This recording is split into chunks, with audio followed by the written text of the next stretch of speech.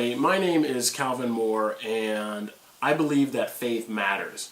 I live in the city of Detroit. I've lived here for about 11 months now. I was part of a larger suburban church that planted a campus in the city of Detroit, in the city proper.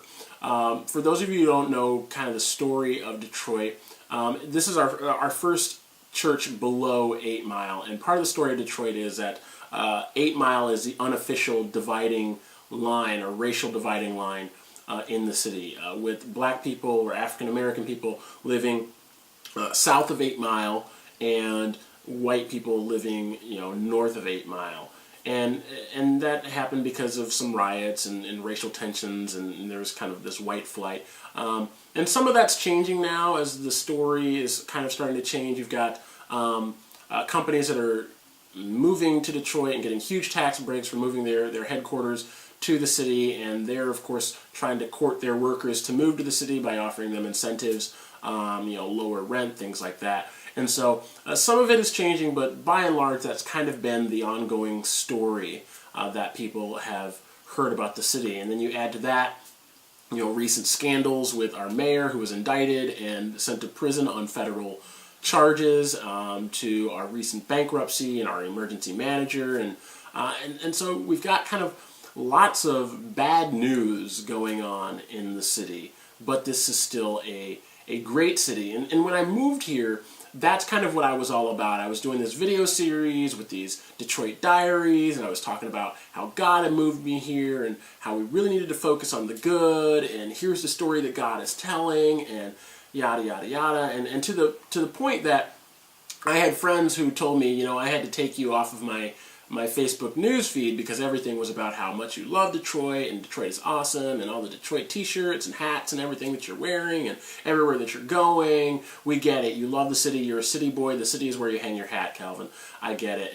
And as I was doing those videos, I kind of ran out of things to say. Like, I could champion the city so far, but then after a while I was just kind of like, I don't really know what to say. And in the midst of all that, I was really wrestling with, God, what is it you want me to do here? That was kind of a theme that was running through some of those videos, but I never really kind of felt settled in what God wanted me to do. I knew I was here. I knew that I was supposed to love the city, and I was supposed to love the people in the city as Jesus would love the people in the city, but that was really just kind of it. I didn't know where I fell. I had finished my undergrad in religion. I was finishing my master's degree in religion as well, and so I had all this head knowledge and no experience whatsoever with people for the sake of the gospel, at least not in a number of years.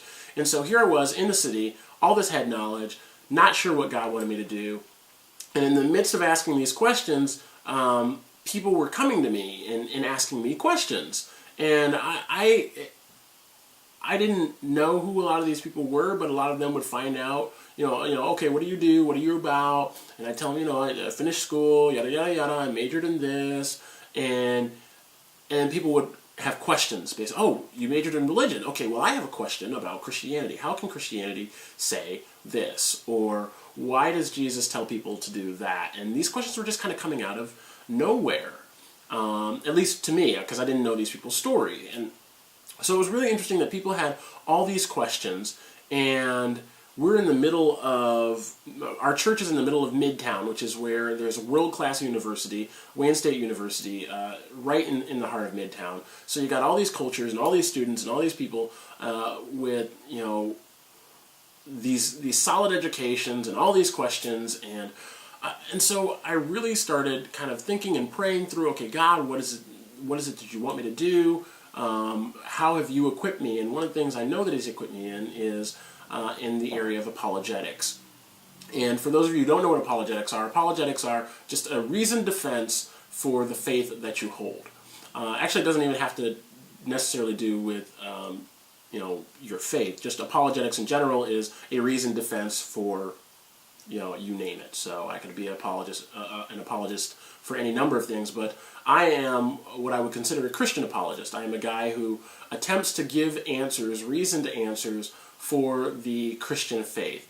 I don't believe that when you walk into church on Sunday, you take your brains out and you sit them on, on the rack with your hat and your coat, and then after everything is all done, when you walk back out, you pick it up, put it back in, and you're off into the real world, so to speak. I believe that the Christian faith is a reasonable faith that touches the world where we are, that has a lot to do with the world that we live in. And so I'm dealing with questions from people that kind of take Christianity to task. And I'm getting these questions in a specifically urban context. And so while I want to talk about apologetics in these videos, I want to talk about it specifically in the urban context, because you've got people asking questions like, well, didn't Christianity just borrow all of what it believes from other pagan myths and other religions around it? And that's a huge question to ask, especially in a place like Midtown, where you've got all of these different cultures and all of these different religions being represented. Or questions like, how can God